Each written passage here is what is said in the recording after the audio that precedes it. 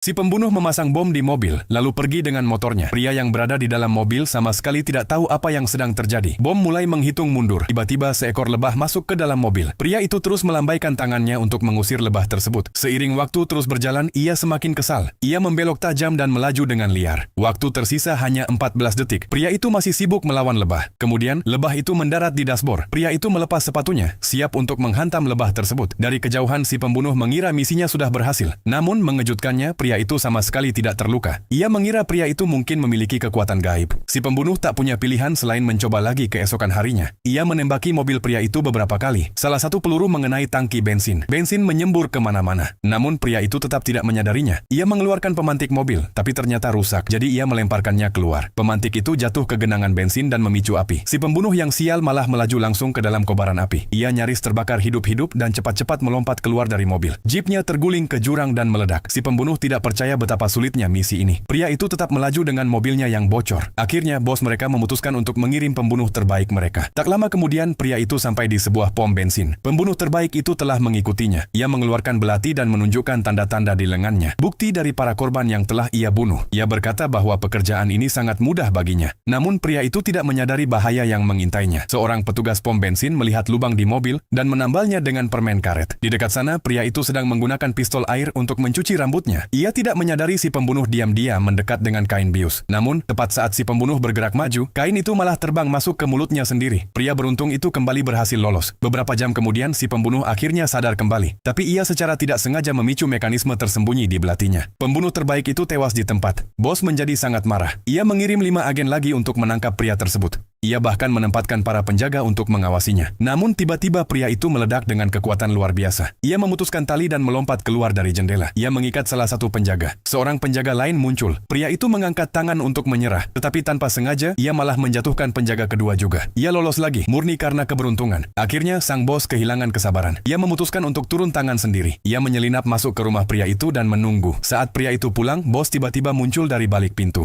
Kali ini, sepertinya tidak ada jalan keluar. Pria itu benar-benar bingung. Tapi tepat saat itu, yakin kamu bisa menebak apa yang terjadi selanjutnya?